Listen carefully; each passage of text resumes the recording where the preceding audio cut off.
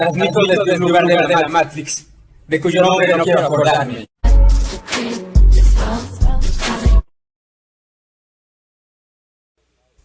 My father was, he is on the left here, my father was officer of the General Staff of the Soviet Army.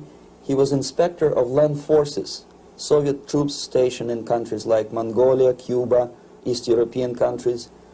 This is the picture taken at the entrance of my Institute of Oriental Languages. It's a part of Moscow State University. As every Soviet student, I was, quote-unquote, volunteering for harvesting grain in Kazakhstan. By the end of my training in school, I was recruited by the KGB. This picture was taken on that day, and you can see again how happy it feels to be recruited by the KGB. Pay special attention to number of bottles on the table. One of my functions was to keep foreign guests permanently intoxicated the moment they land at Moscow airport. In 1967, the KGB attached me to this magazine, Look magazine. A group of 12 people arrived to USSR from United States to cover the 50th anniversary of October Socialist Revolution in my country. From the first page to the last page, it was a package of lies.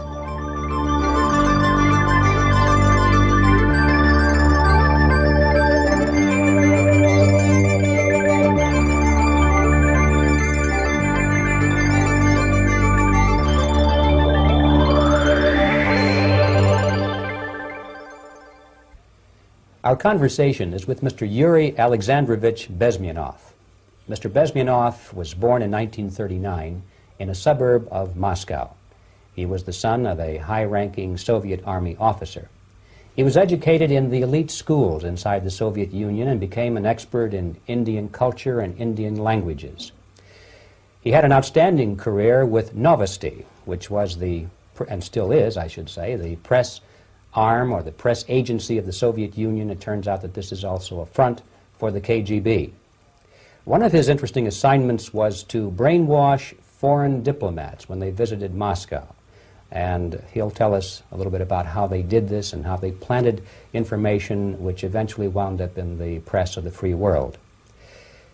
He escaped to the West in 1970 after becoming totally disgusted with the Soviet system, and he did this at great risk to his life.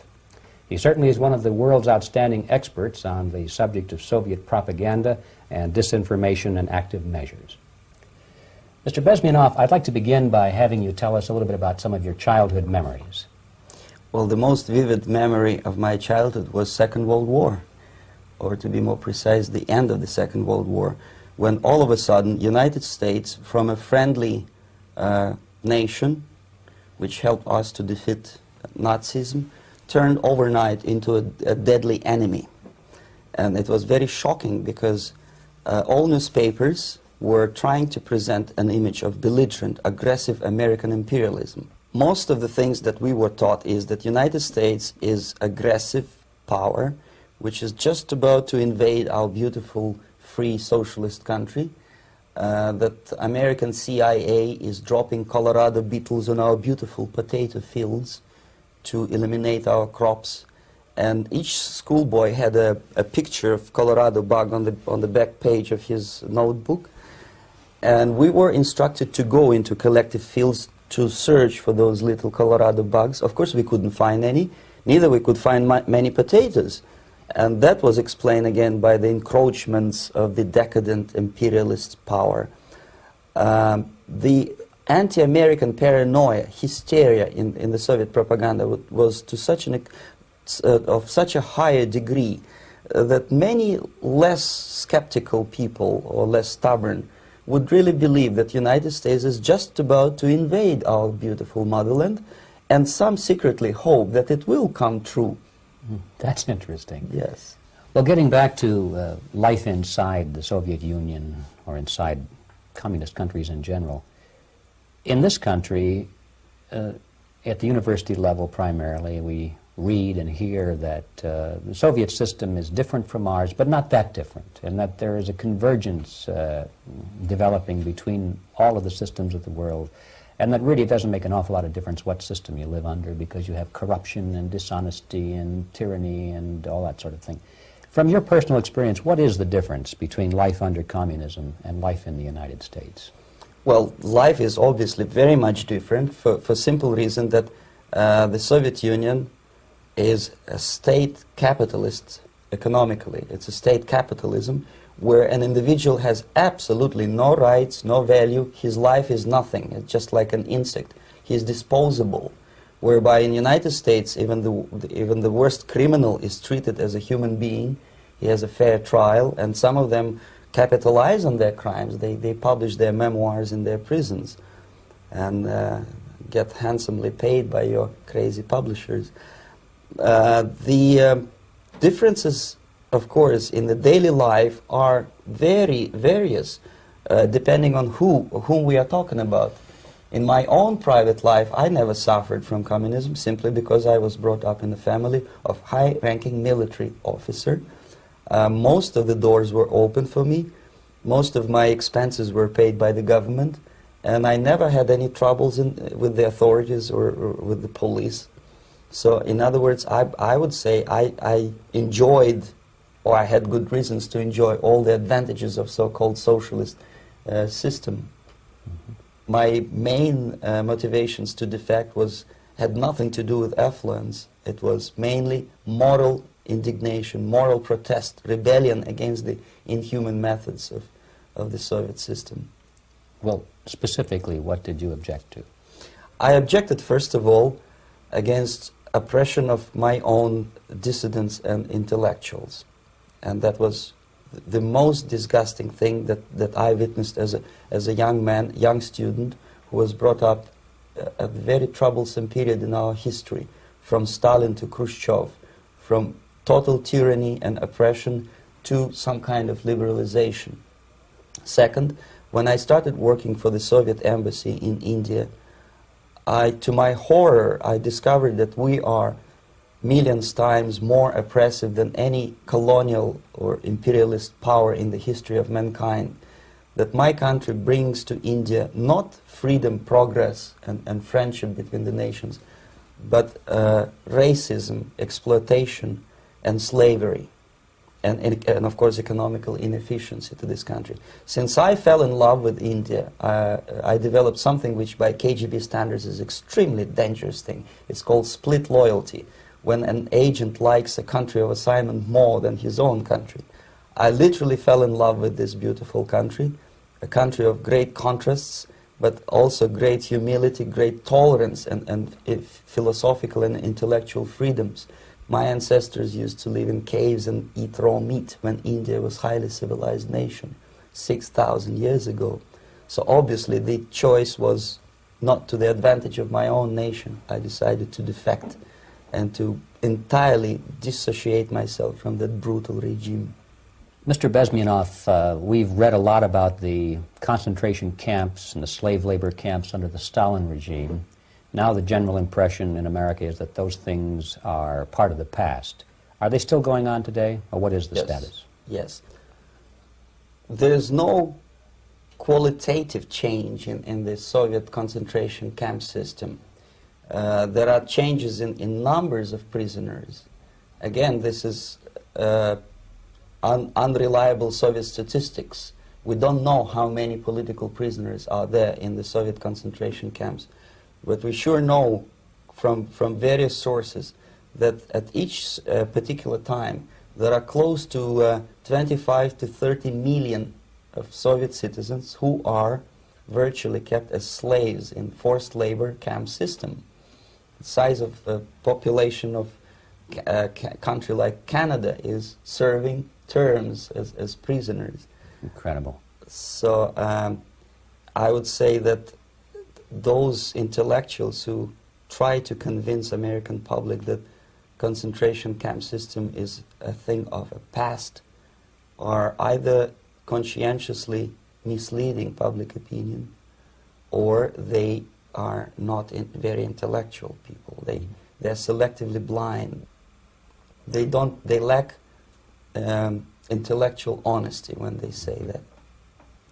Well, we've spoken about the intellectuals in this country and also the intellectuals in the Soviet Union. What about down at the broad mass level, do the people in general, the working people, the workers in general in the Soviet Union, do they support the system? Do they tolerate it? What is their attitude? Well, average Soviet citizen, if there is such an animal, of course, does not like the system because it hurts, it kills. He may not understand the reasons. He may not have enough information or educational background to understand. But I doubt very much there are many people who are conscientiously supporting the Soviet system. There are not such people in USSR. Even those who have all the reasons to enjoy socialism, people like myself, who were a member of journalistic elite, they also hate system for different reasons, though. Not because they lack material affluence, but because they are unfree to think, they're in constant fear, duplicity, split personality. And this is the greatest tragedy for my nation.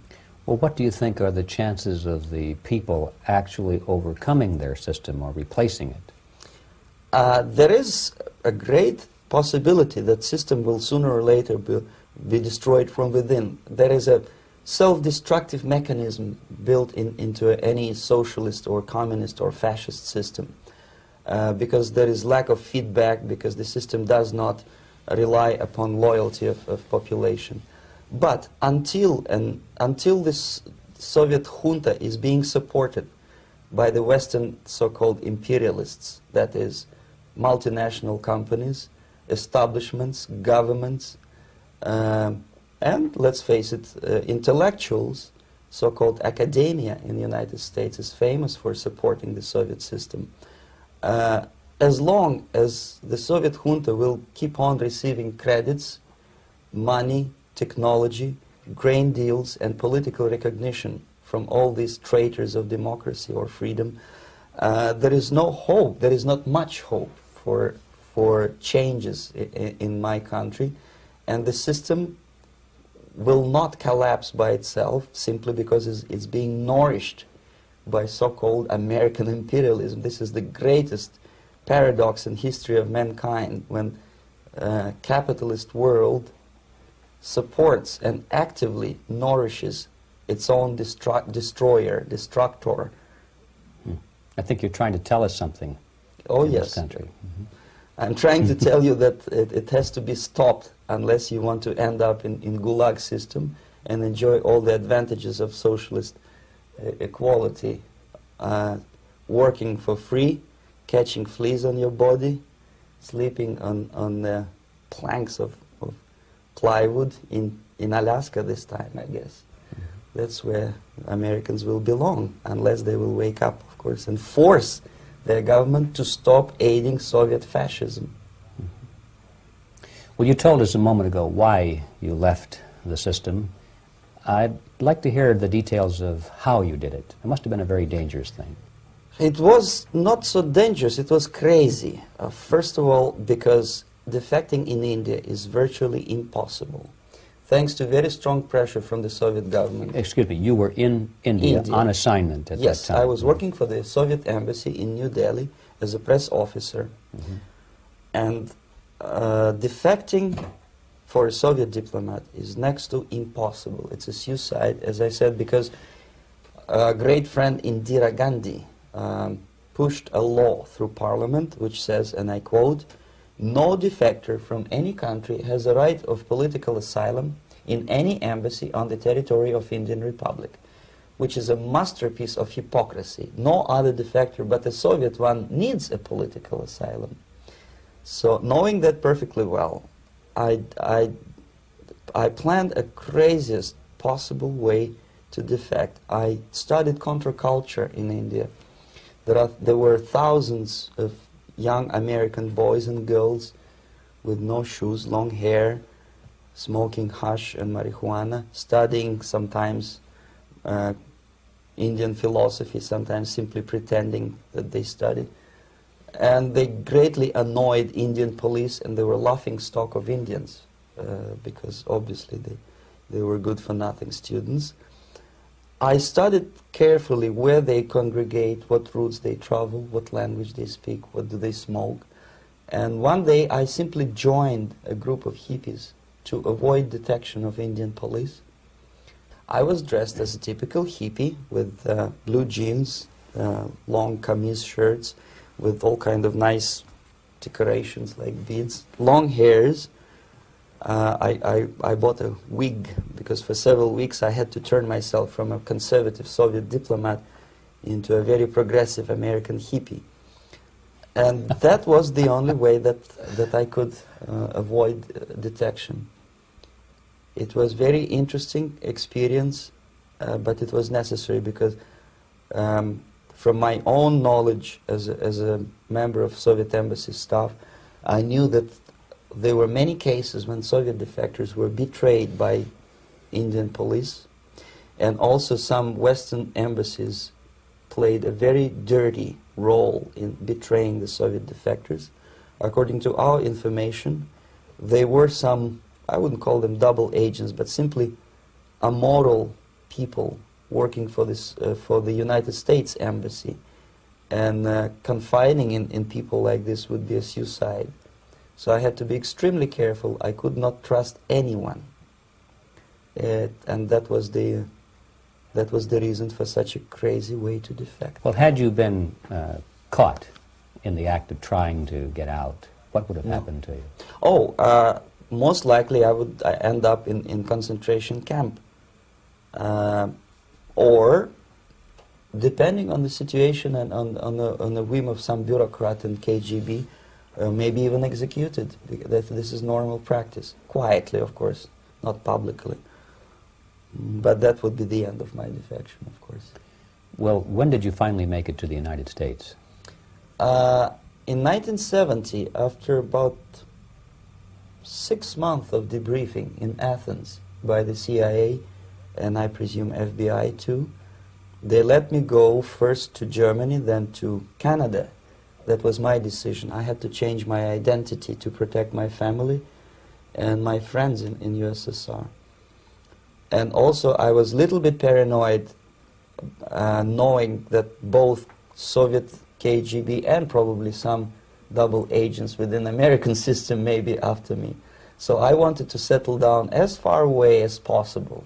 I requested CIA to give me some kind of new identity and just let me go on my own. And I settled in Canada. I was a student. I changed many professions, from farm help and laundry truck driver to language instructor and broadcaster for Canadian Broadcasting Corporations in Montreal. Well, have you had any threats on your life or any yes. unpleasant In about 5 years, KGB eventually discovered that I am working for Canadian Broadcasting. I made a very big mistake. I started working for overseas service of CBC, which is similar to Voice of America, in Russian language. And of course, monitoring service in USSR picked up every new voice. Every new announcer they would make it a point to discover who he is. And in 5 years, sure enough, slowly but surely, they discovered that I am not Thomas Schumann, that I am Yuri Alexandrovich Bezmenov, and that I'm working for Canadian Broadcasting, and undermining beautiful détente between Canada and USSR. And the Soviet ambassador Alexander Yakovlev made it his personal effort to discredit me. He complained to Pierre Trudeau, who is known to be a little bit soft on socialism. And the management of CBC behaved in a very strange, cowardly way, unbecoming to representatives of an independent country like Canada. They listened to every suggestion that Soviet ambassador gave, and they started shameful investigation, analyzing content of my broadcasts to USSR. And sure enough, they discovered that some of my statements were probably would be offending to the Soviet Politburo. So I had to leave my job. And of course, subtle intimidations. They would say something like, please cross the street carefully because, you know, traffic is very heavy in Quebec. And fortunately, I know about the psychology and the logic of activity of the KGB, and I never allowed myself to be intimidated. This is the worst thing. This is what they expect a person, a defector, to be intimidated. Once they spot that you are scared, they keep on developing that line, and then eventually you either have to give up entirely and work for them, or they neutralize you. They would definitely stop all kind of political activity, which they failed to do in my case, because I was stubbornly working for the Canadian Broadcasting, and in response to their intimidations, I said that, look, this is a free country, and I am as free as you are, and I also can drive very fast, and gun control is not yet established in Canada, so I had a couple of good shotguns in my basement, so welcome to visit me someday with your Kalashnikovs machine guns. So obviously it didn't work, intimidation didn't work, so they tried different approach, as I described. They approach on the highest level, on the level of Canadian bureaucracy. And on that level they were on successful. that level they were successful. On individual level they failed flat. Mr. Bezmenov has brought a series of slides with him that he has taken from the Soviet Union, and I think this is a good time to take a look at the slides. Yes. Now, the viewers will be able to see these slides as we talk about them. Yes, this is a collection of slides which are, some of them are snapshots from my family album, some of them are documents which I smuggled from the Soviet embassy, and some are reproductions from local mass media. I usually show them to establish my credibility as a defector. This is a picture of my native town, Mytishi, about 20 miles north from Moscow. Characteristically, there's a statue of Comrade Lenin in the central square. This is myself at the age of 7, again, characteristically, under the statue of Comrade Stalin, extending his friendly hand to peoples of the world. At that age, of course, I was still idealistically minded young communist, and I still believe that sooner or later things will go for better, but I realized that the system stinks, that something is fishy, and that ideology is fake, and the propaganda about advanced Soviet agriculture simply didn't meet the criteria of reality. If they talk about abundance of food and there is none in the stores, there must be something wrong. My father was, he is on the left here, my father was officer of the General Staff of the Soviet Army. He was inspector of land forces, Soviet troops stationed in countries like Mongolia, Cuba, East European countries. Were he alive today, most likely he would be inspecting Soviet troops in Nicaragua, Angola, and many other parts of the world.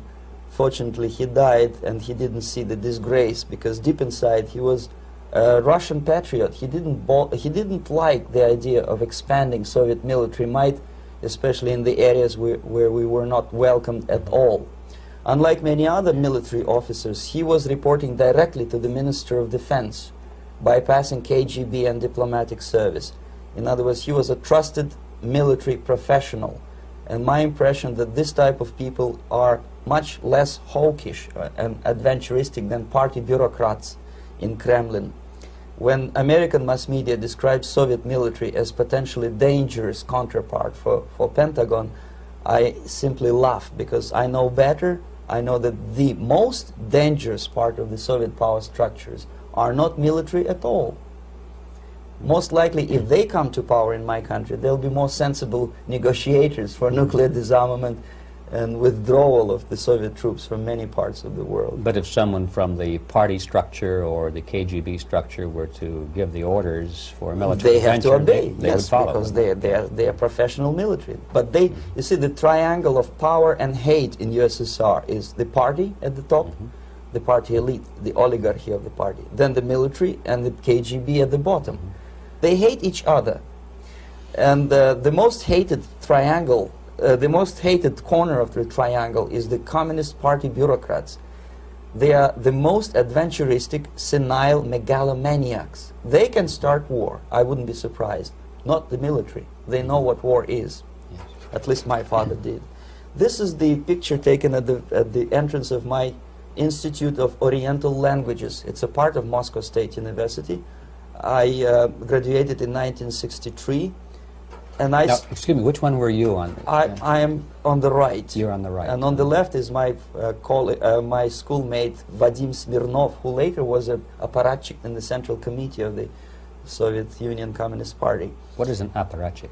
It's a functionary, something like civil service in British Empire. Someone who is never fired from the service. He stays there internally. He may not be promoted too high, but he's a dependable bureaucrat who will stay forever.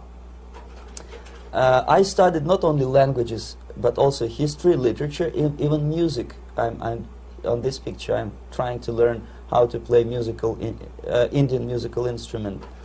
I even tried to look like an Indian when I was second-year student. Not bad, really.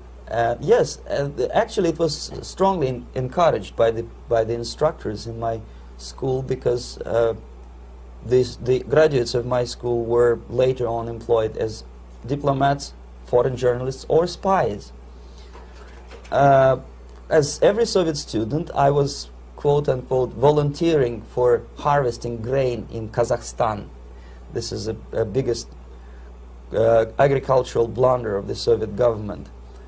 But I didn't have much choice, of course, because the communist motto borrowed from the Bible says, "Those who do not work shall not eat." And you can see me eating, therefore I was working, and you can see how happy I was about it. I went through a very extensive physical and military training, including the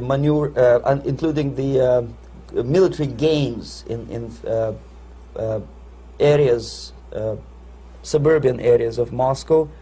And here, for example, we are on a tour in Arkhangelsk area. And by the end of my training in school, I was recruited by the KGB. This picture was taken on that day, and you can see again how happy it feels to be recruited by the KGB. Our conversation with Yuri Alexandrovich Bezmenov, who is a defector from the Soviet Union, a former propaganda agent for Novosti and the KGB, will continue after this message.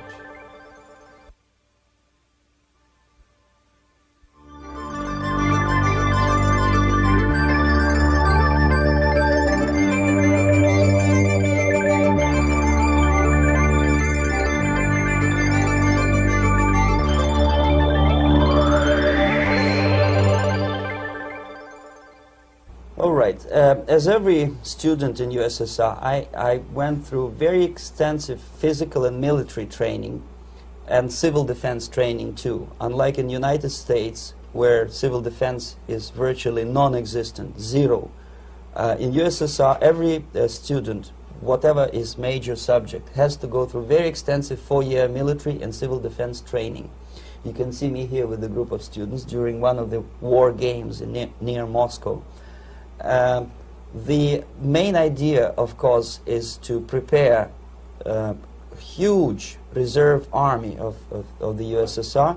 Each student has to graduate as a junior lieutenant. In my case, it was administrative and military intelligence service.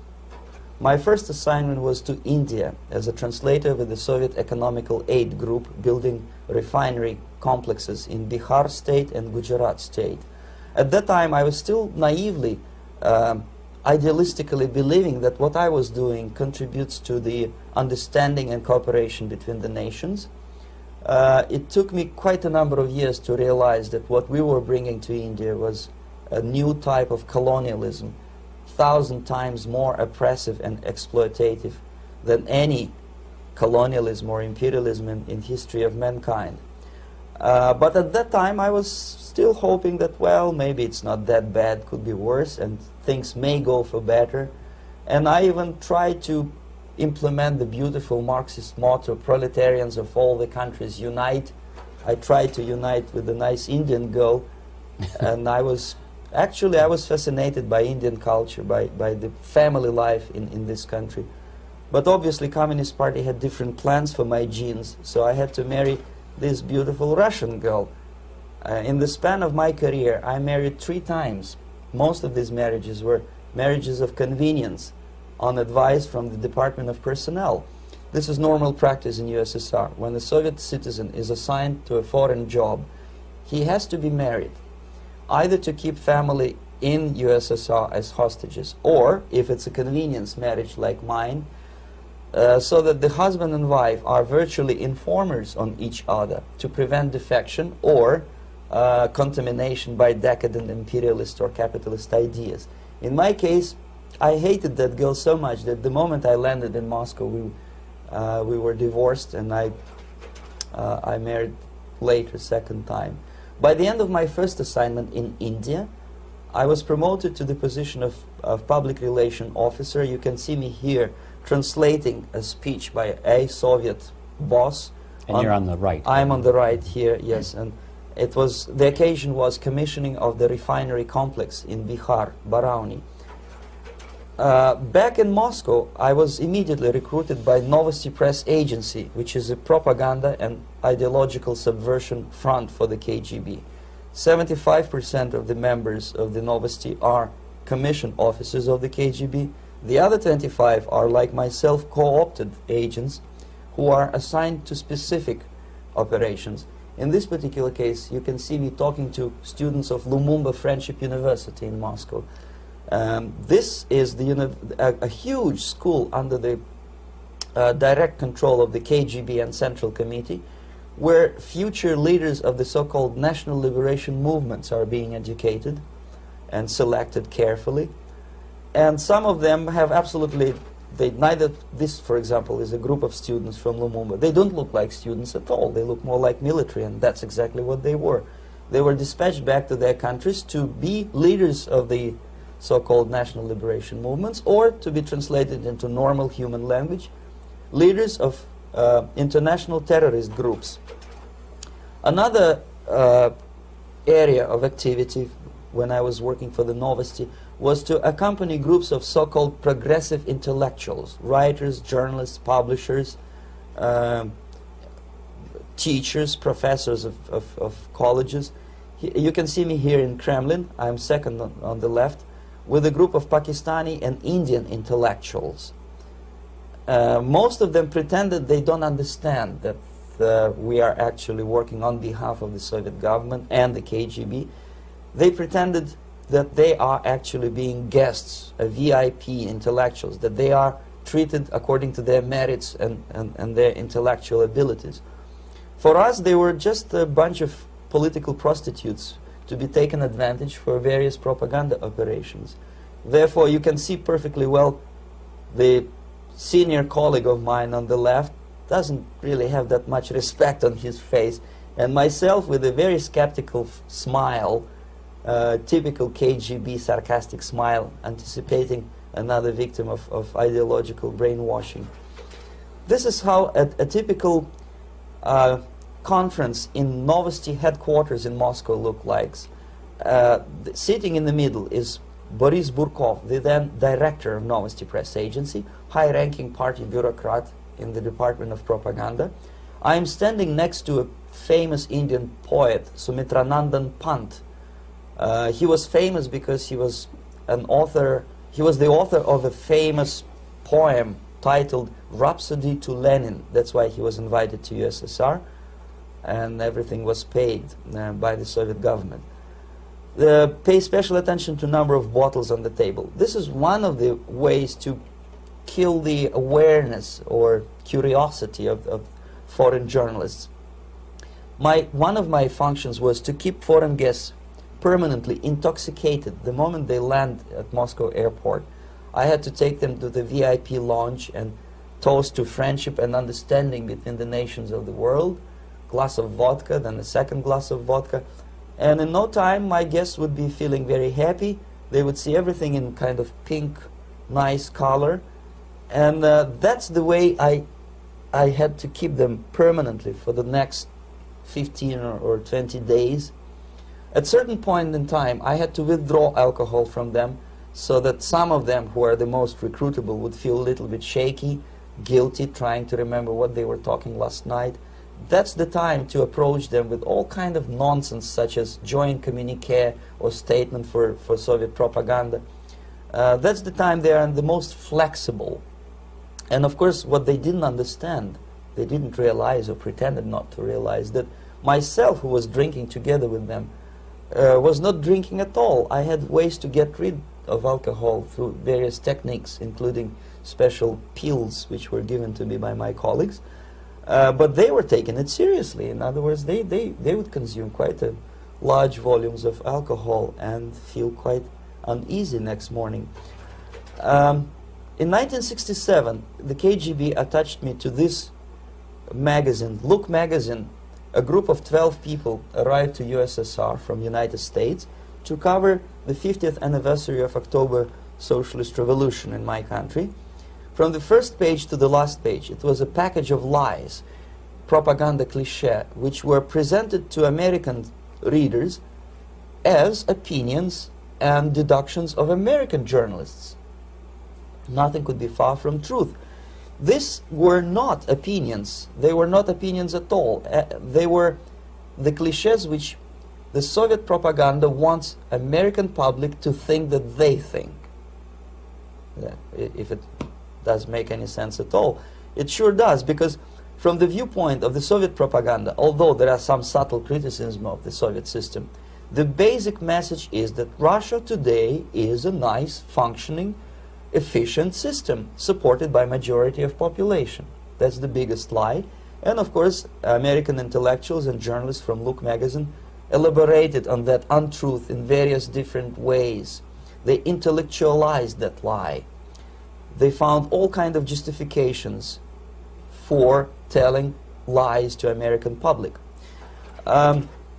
Excuse me, it was partly your job to make sure that they got these ideas, yes, and accepted them as their own ideas. Right. Actually, even before they arrived to USSR, and they paid astronomical sum of money for that visit, they were submitted, this Novosti Press agency developed so-called backgrounders, 20-25 pages of information and opinions which were presented to the journalists even before they bought their tickets to Moscow. They had to analyze the situation, and judging on their reaction to that backgrounder, the local Novosti representative or local Soviet diplomat in Washington, D.C. would assess whether they be given visa to USSR or not. So they were selected ahead of time. Oh yes, they were pre-selected very carefully, and there is not much chance for honest journalists to arrive to USSR and to stay there for 1 year and to bring this package of lies back home. This, for example, is a centerfold of the Look magazine. They presented this monument erected by Communist Party in Stalingrad as the symbol, personification of Russian military might. And they said in the article, which is published on the site, that Soviets are very proud of the victory in the Second World War. This is another big myth, a lie. No sensible people would be proud to lose 20 millions of their countrymen in a war which was started by Genoese Hitler and Comrade Stalin and paid by American multinationals. Most of the Soviet citizens look at this type of monuments with disgust and sorrow, because every family lost father, brother, sister, or child in the Second World War.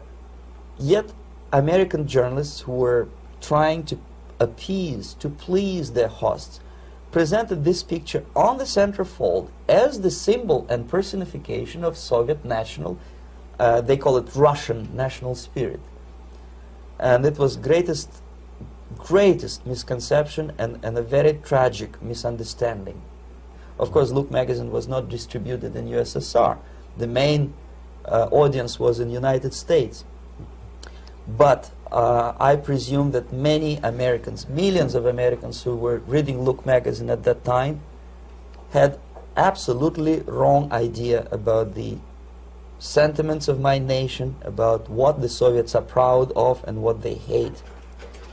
This is a group, you see the same lady with the sword in Stalingrad. This is the group of journalists. Myself is in the center with the same devilish smile. And Mr. Philip Harrington is on the extreme left there with his camera. This is the gentleman which was so deaf or so uninterested in what I had to say to him. This is the same picture, a blow-up of the same picture.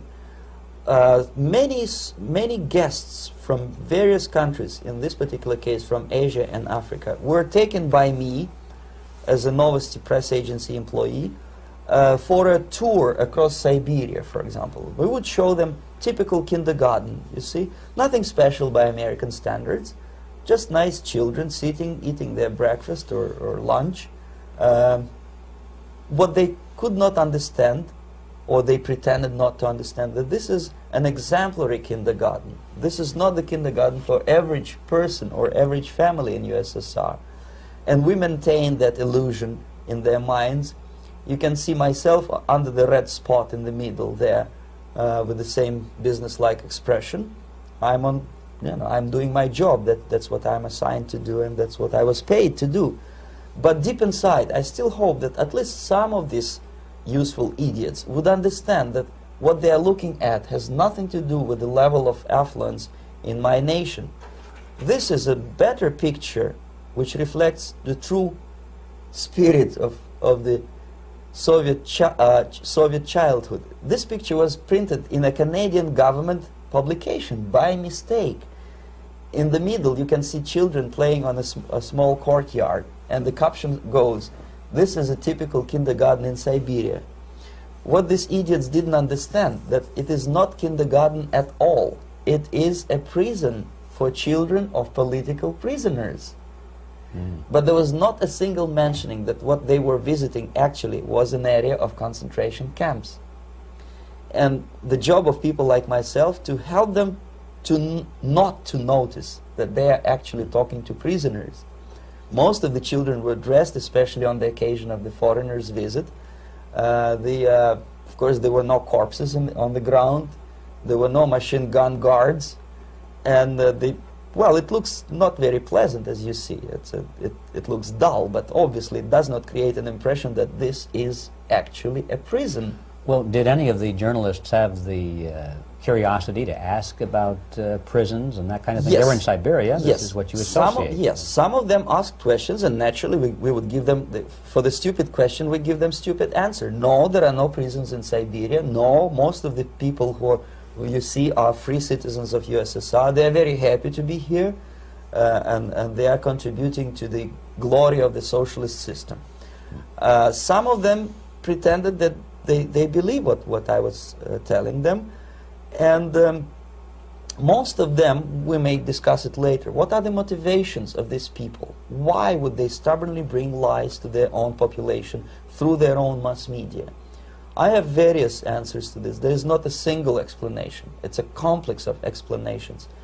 It's fear, pure biological fear. They understand that they are on the territory of an enemy state, a police state. And just to save their rotten skins and their miserable jobs, their affluence back home, they would prefer to tell a lie than to ask truthful questions and report truthful information. Second, most of these schmucks were afraid to lose their jobs, because obviously if you tell truth about my country, you will not last long as a correspondent of New York Times or Los Angeles Times. They will fire you. What kind of correspondent are you? You obviously cannot find common language with Russians if they kick you out in 24 hours. So just by trying to be conformist to their own editorial bosses, they tried not to offend the sentiments of the Soviet administrators and people like myself. Deep inside, I hope they would insult my or offend my sentiments. Obviously, they preferred not to.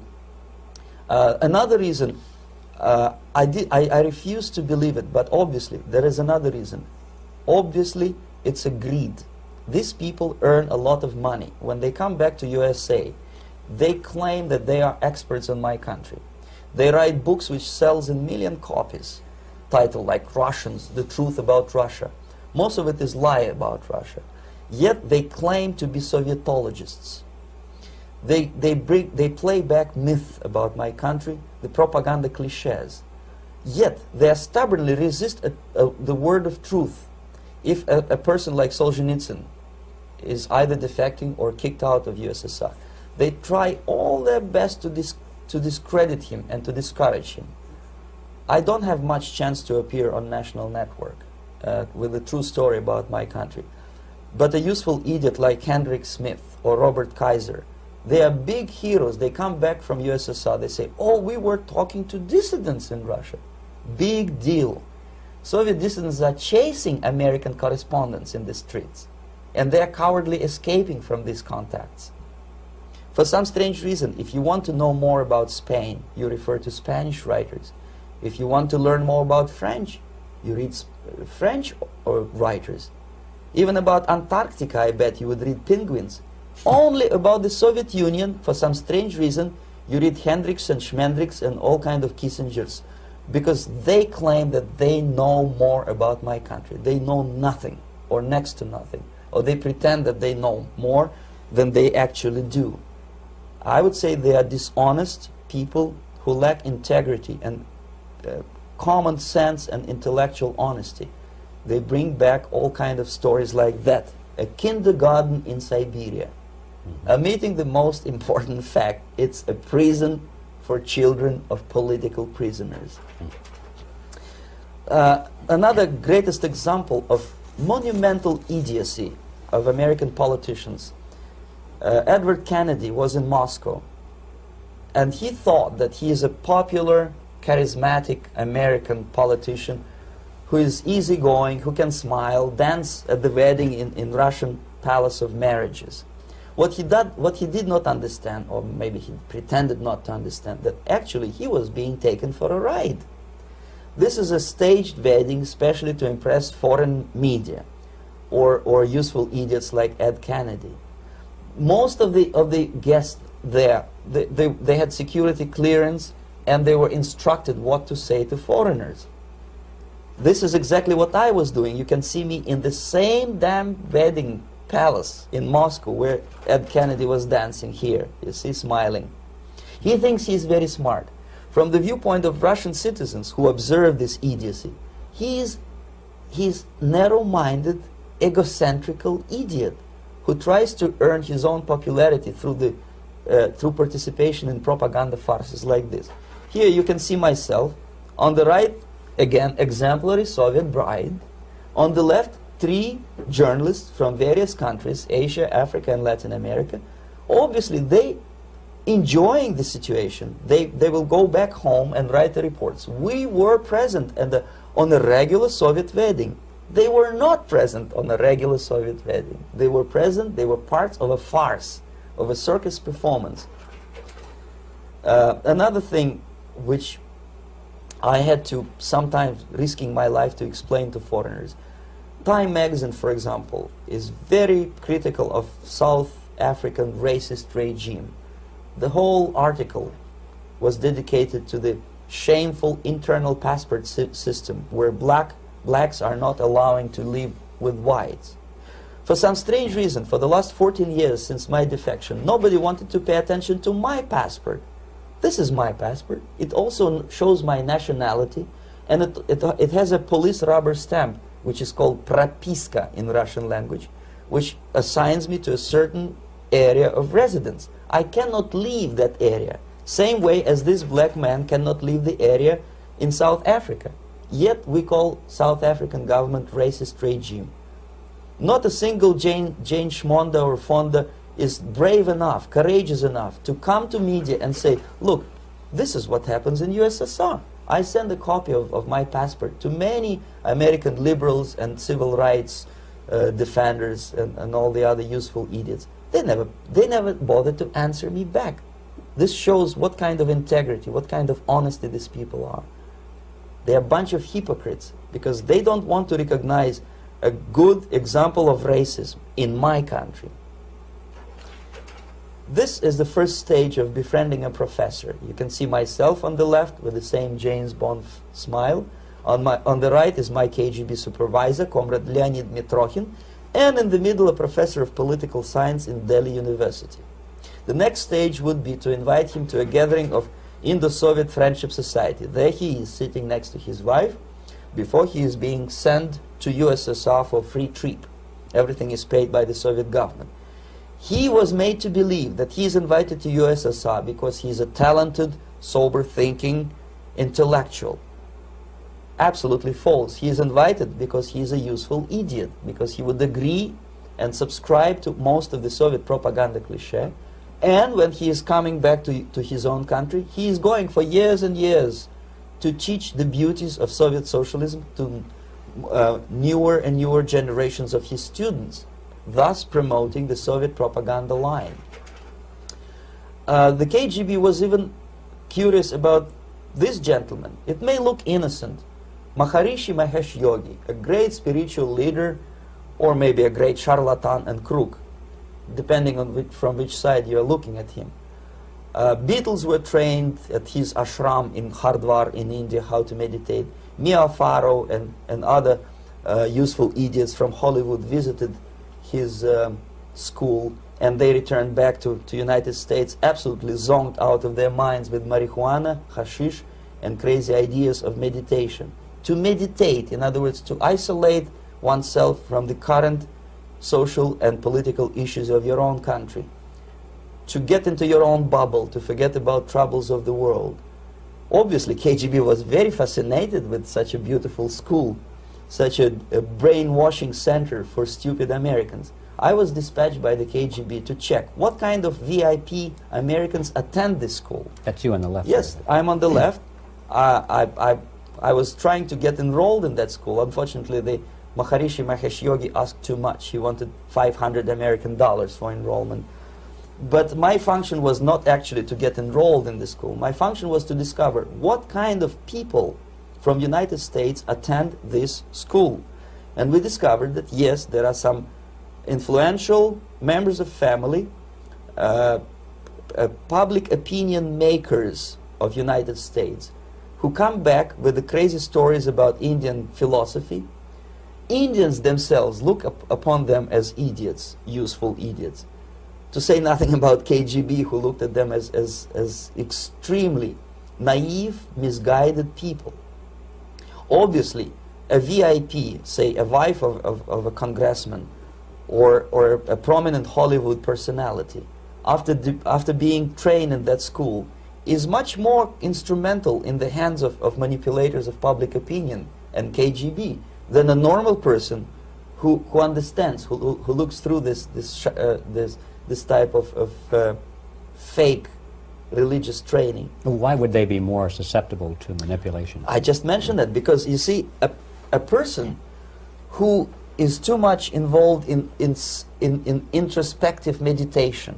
You see, if you carefully look what Maharishi Mahesh Yogi is teaching to Americans, is that most of the problems, most of the burning issues of today can be solved simply by meditating.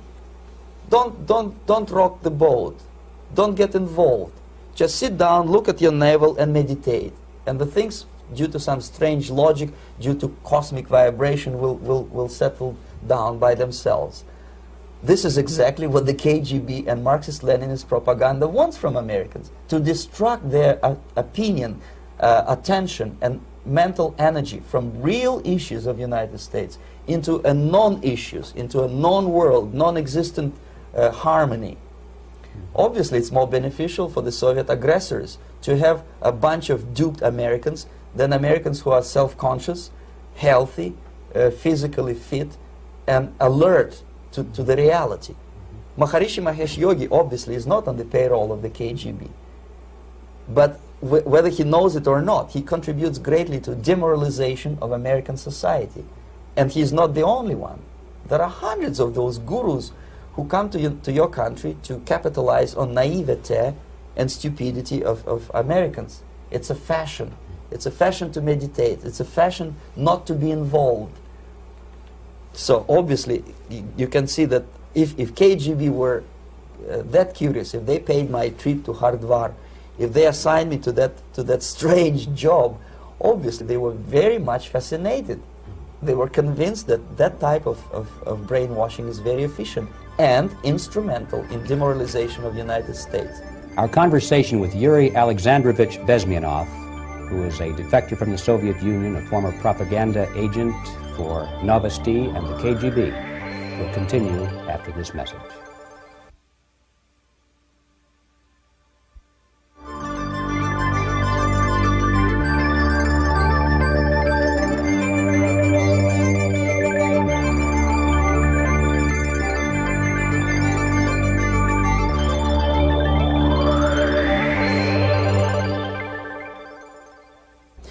This picture shows the part of the building of USSR embassy, and my supervisors. On the left is Comrade Mehdi, an Indian communist, and on the right, Comrade Mitrokhin, my supervisors in the secret department of research and counter-propaganda.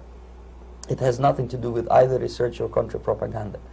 Most of the activity of that department was to compile huge volume of information on individuals who were instrumental in creating public opinion. Publishers, editors, journalists, actors, educationalists, professors of political science, members of parliament, representatives of business circles. Most of these people were divided roughly into groups. Those who would toe the Soviet foreign policy, they would be promoted to the positions of power through media and public opinion manipulation. Those who refused the Soviet influence in their own country would be character assassinated or executed physically come revolution. Same way as in the small town of Hue in South Vietnam, several thousands of Vietnamese were executed in one night when the city was captured by Viet Cong for only 2 days. And American CIA could never figure out how could possibly communists know each individual, where he lives, where to get him, and would be arrested in one night, basically in some 4 hours before dawn, put on a van, taken out of the city limits and shot. The answer is very simple. Long before communists occupied the city, there was extensive network of informers, local Vietnamese citizens, who knew absolutely everything about people who are instrumental in public opinion, including barbers and taxi drivers. Everyone who was sympathetic to the United States was executed. Same thing was done under the guidance of the Soviet embassy in Hanoi, and same thing I was doing in New Delhi. To my horror, I discovered that in the files where people were doomed to execution, there were names of pro-Soviet journalists with whom I was personally friendly. Pro-Soviet? Yes. They were idealistically minded leftists who made several visits to USSR, and yet the KGB decided that come revolution or drastic changes in political structure of India, they will have to go. Why is that?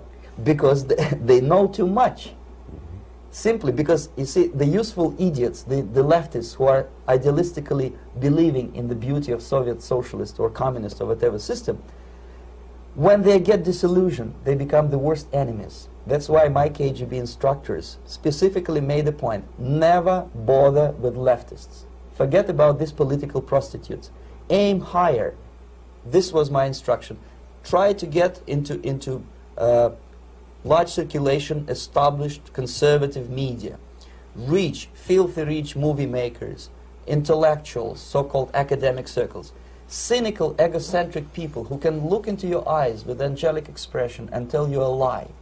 These are the most recruitable people, people who lack moral principles, who are either too greedy or too suffer from self-importance.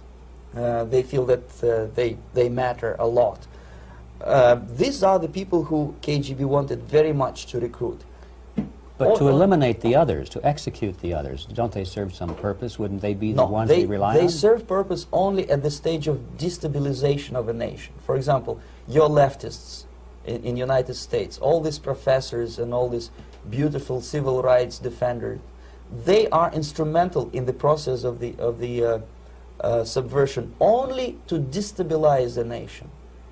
When their job is completed, they are not needed anymore. They know too much. Some of them, when they get disillusioned, when they see that Marxist-Leninists come to power, obviously they get offended. They think that they will come to power. That will never happen, of course. They will be lined up against the wall and shot. But they may turn into the most bitter enemies of Marxist-Leninists when they come to power. And that's what happened in Nicaragua. You remember most of these former Marxist-Leninists were either put to prison or one of them split, and now he's working against Sandinistas. It happened in Grenada when Maurice Bishop was already a Marxist. He was executed by a new Marxist who was more Marxist than this Marxist. Same happened in Afghanistan when first there was Taraki, he was killed by Amin, then Amin was killed by Babrak Karmal with the help of KGB. Same happened in Bangladesh when Mujibur Rahman, very pro-Soviet leftist, was assassinated by his own Marxist-Leninist military comrades. It's the same pattern everywhere. The moment they serve their purpose, all the useful idiots are either be executed entirely, all the idealistically minded Marxists, or exiled or put in prisons, like in Cuba. Many former Marxists are in Cuba, in prison. So most of the Indians who were cooperating with the Soviets, especially with our Department of Information of the USSR Embassy, were listed for execution. And when I discovered that fact, of course I was sick. I was mentally and physically sick. I thought that I'm going to explode one day during the briefing at the ambassador's office. I would stand up and say something that we are basically a bunch of murderers. That's what we are. It has nothing to do with friendship and understanding between the nation and blah, blah, blah. We are murderers. We behave as a bunch of thugs in a country which is hospitable to us, a country which with ancient traditions. But I did not defect. I tried to get the message across. To my horror, nobody wanted even to listen, least of all to believe what I had to say. And I tried all kinds of tricks. I would leak information through letters or lost documents or something like that. And still I got no message. The message was not published, even in the conservative mass media of India. The immediate impulse to defect was Bangladesh crisis, which was described by American correspondents as Islamic grassroots revolution, which is absolute baloney. There was nothing to do with Islam, and there was no grassroots revolution. Actually, there are no grassroots revolutions, period. Any revolution is a byproduct of a highly organized group of conscientious and professional organizers, but has nothing to do with grassroots. In Bangladesh, it was nothing with grassroots. Most of the Awami League party members, Awami League means People's Party, were trained in Moscow in the High Party School. Most of the Mukti Fauj leaders, Mukti Fauj in Bengali means People's Army, same as SWAPO and all kind of liberation armies all over the world, the same bunch of useful idiots. They were trained at Lumumba University and various centers of the KGB in Simferopol, in Crimea, and in Tashkent. So when I saw that Indian territory is being used as a jumping board to destroy East Pakistan, I saw myself thousands of so-called students traveling through India to East Pakistan, through the territory of India, and Indian government pretended not to see what's going on. They knew perfectly well, the Indian police knew it, the intelligence department of Indian government knew it, the KGB of course knew it, and the CIA knew it. That was most infuriating, because when I defected and I explained to the CIA debriefers they should watch out because East Pakistan is going to erupt any moment, they said I was reading too many James Bond novels. Anyway, so East Pakistan was doomed. One of my colleagues in the Soviet consulate in Calcutta, when he was dead drunk, he ventured into the basement to relieve himself, and he found big boxes which said printed matter to Dhaka University. Dhaka is the capital of East Pakistan. And since he was drunk and curious, he opened one of the boxes and he discovered not printed matter. He discovered Kalashnikov guns and ammunition in there. Anyway, it's a long story. When I saw the preparations for the invasion into East Pakistan, obviously I wanted to defect immediately. The only thing I couldn't at that time make up my mind when and where and how. One of the reasons, of course, you see, I was in love with India. I mentioned it before. I spoke the languages. I socialized with people. And I understood that I had to act fast unless I want this beautiful country to be permanently and irreparably damaged by our presence. One of the reasons not to defect was, as you can see, I was living in relative affluence. Who the hell in a normal mind would defect and do what? To be abused by your media, to be called McCarthyist and fascist and paranoid, or to drive a taxi in New York City? What for? What the hell for should I defect? To be abused by Americans, to be insulted in exchange for my effort to bring the truthful information about impending danger of subversion. As you can see, I was living in quite a comfortable conditions next to swimming pool, where Indians were not allowed, by the way. I was highly paid expert in propaganda. I had my family. I was respected by my nation. My career was cloudless. The third reason, how to defect with the family. To defect with the baby and the wife would be virtual suicide, because according to law, that hypocritical law which I quoted before, the Indian police will have to hand me over back to the KGB, and that will be the end of my defection and probably my life. Again, I cannot smuggle my wife because she was not quite sure what I was doing. She was not that idealistically involved, and she was definitely not in the total picture of what I was doing for the KGB. She would be shocked if I you know, put her in my van and drive her to the American embassy or elsewhere. That would be a greatest danger.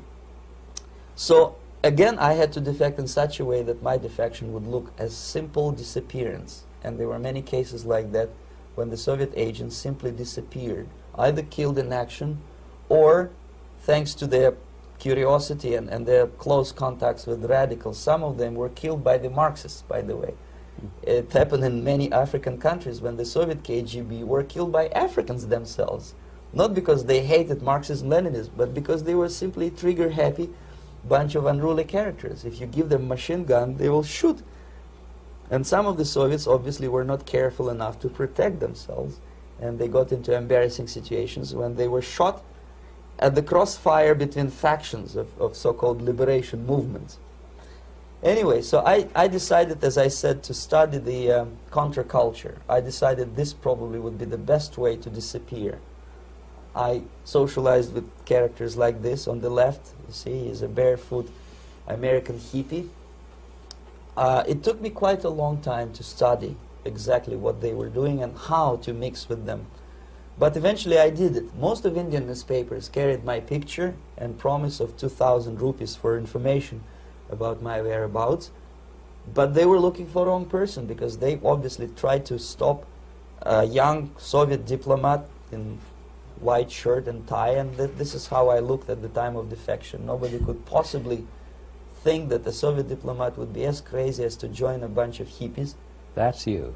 Yes, travel India and smoke hash. So I made it literally almost like a Hollywood-style detective story. From under the nose of the KGB in Bombay airport, I landed the plane and I flew to Greece, where I was debriefed by the CIA. That's basically that's all for my slides. We can turn off the projector, then. That's very interesting. Well, you spoke several times before about ideological subversion. That is a phrase that I'm afraid some Americans don't fully understand. When the Soviets use the phrase ideological subversion, what do they mean by it? Ideological subversion is the process which is legitimate, overt, and open. You can see it with your own eyes. All you have to do, all American mass media has to do, is to unplug their bananas from their ears, open up their eyes, and they can see it. There is no mystery. There is nothing to do with espionage. I know that espionage intelligence gathering looks more romantic.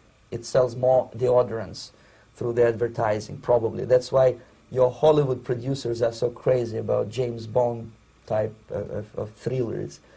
But in reality, the main emphasis of the KGB is not in the area of intelligence at all. According to my opinion and opinion of many defectors of my caliber, only about 15% of time, money, and manpower is spent on espionage as such. The other 85% is a slow process which we call either ideological subversion or active measures, активные мероприятия in the language of the KGB, or psychological warfare. What it basically means is to change the perception of reality of every American to such an extent that despite of the abundance of information, no one is able to come to sensible conclusions in the interests of defending themselves, their families, their community, and their country. It's a great brainwashing process which goes very slow, and it's divided in 4 basic stages. The first one being demoralization. It takes from 15 to 20 years to demoralize a nation. Why that many years?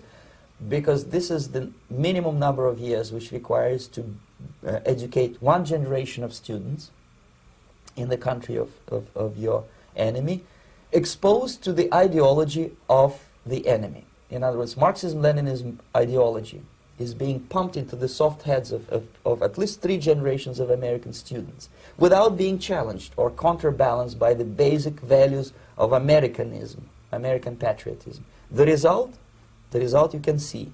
Most of the people who graduated in the 60s, dropouts or half-baked intellectuals, are now occupying the positions of power in the government, civil service, business, mass media, educational system. You are stuck with them. You cannot get rid of them. They are contaminated. They are programmed to think and react to certain stimuli in a certain pattern.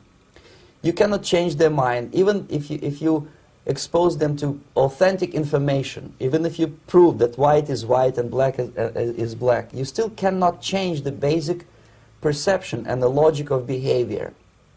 In other words, these people, the process of demoralization is complete and irreversible.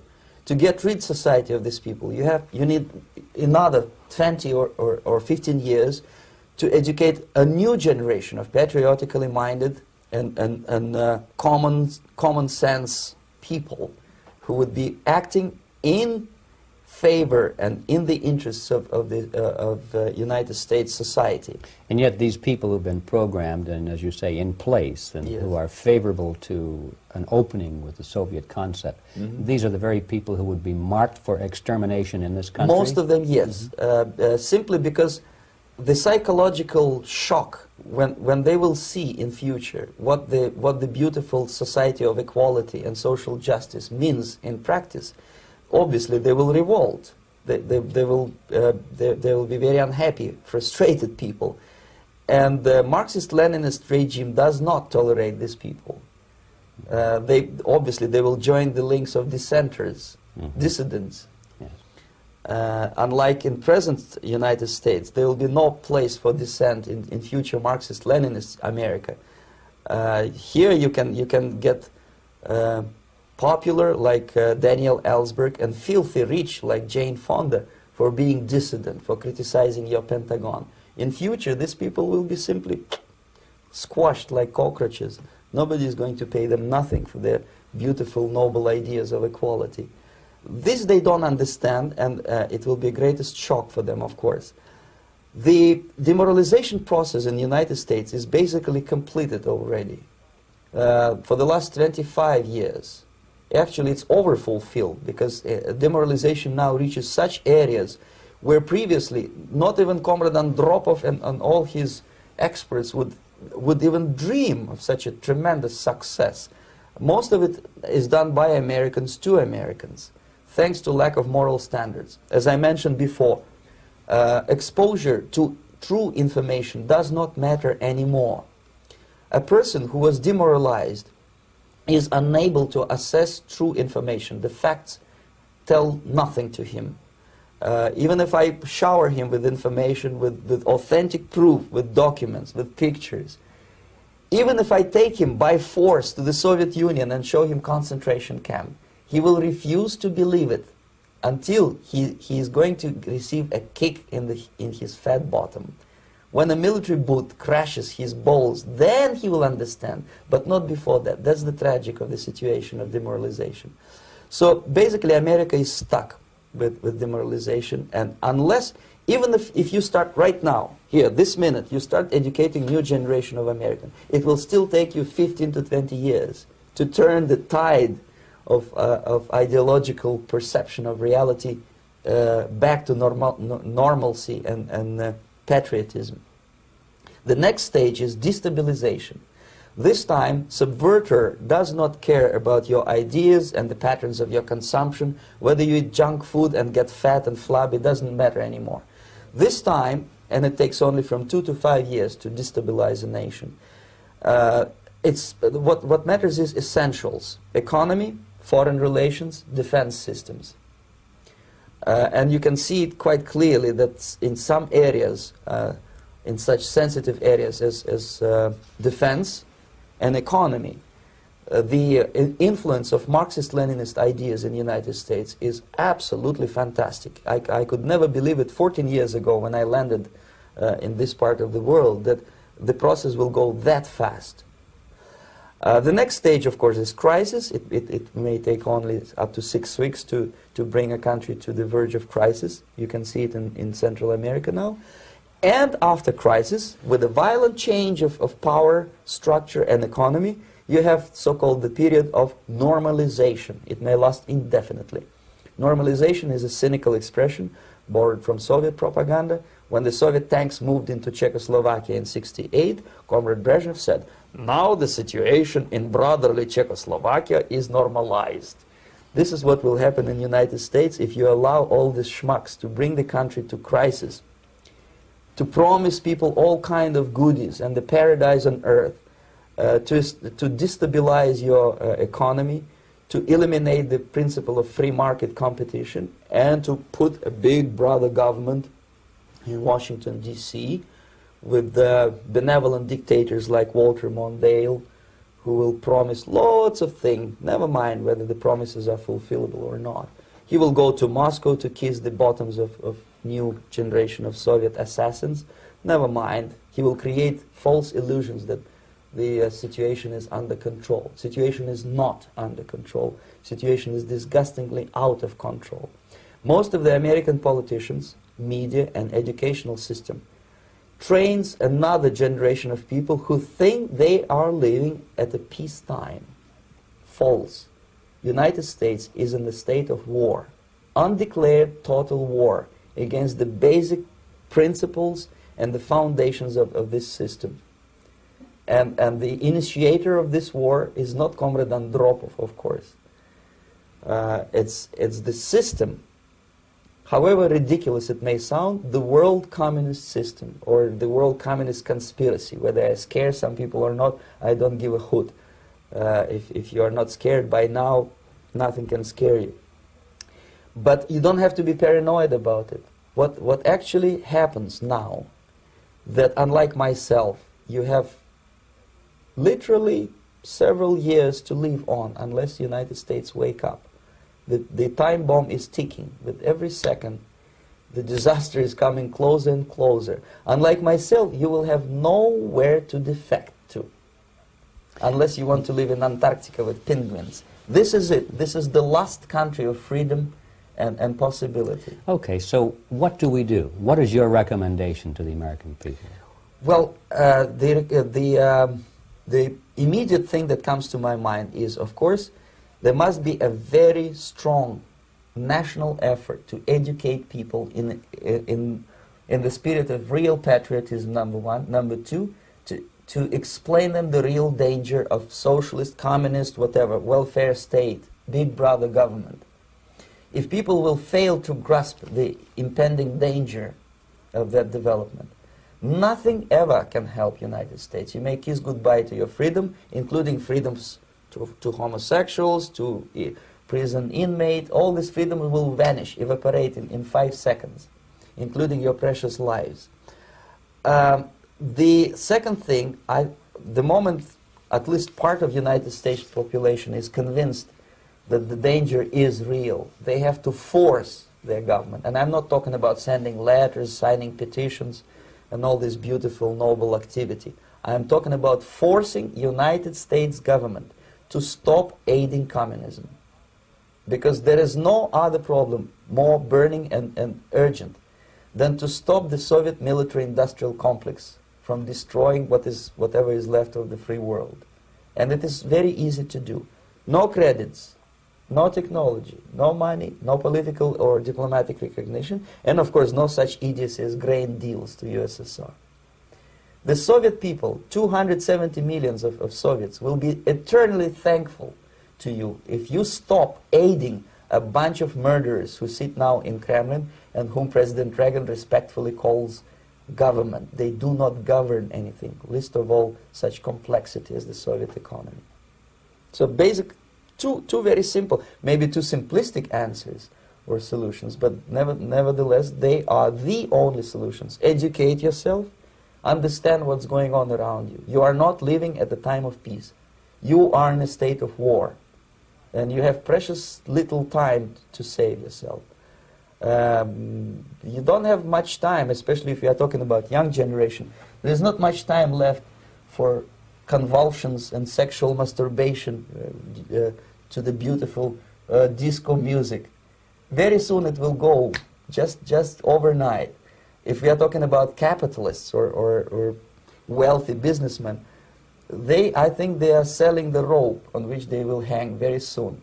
If they don't stop, if they cannot curb their unsettled desire for profit, and if they keep on trading with the monster of the Soviet communism, they are going to hang very soon.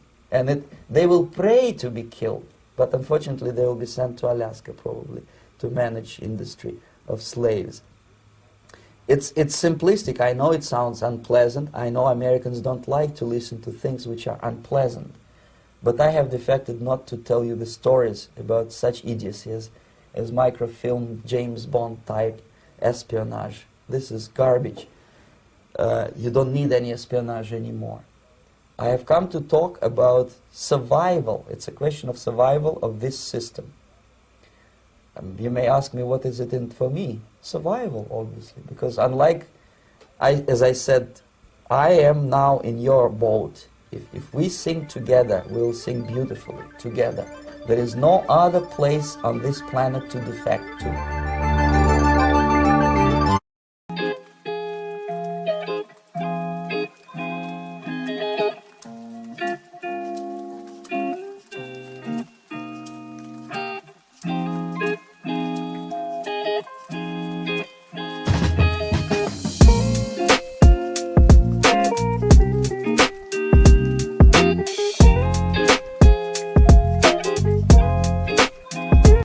Ya sabes lo que tienes que hacer. Subscribe, comenta, ¿qué piensas? Hazlo, pero con amor.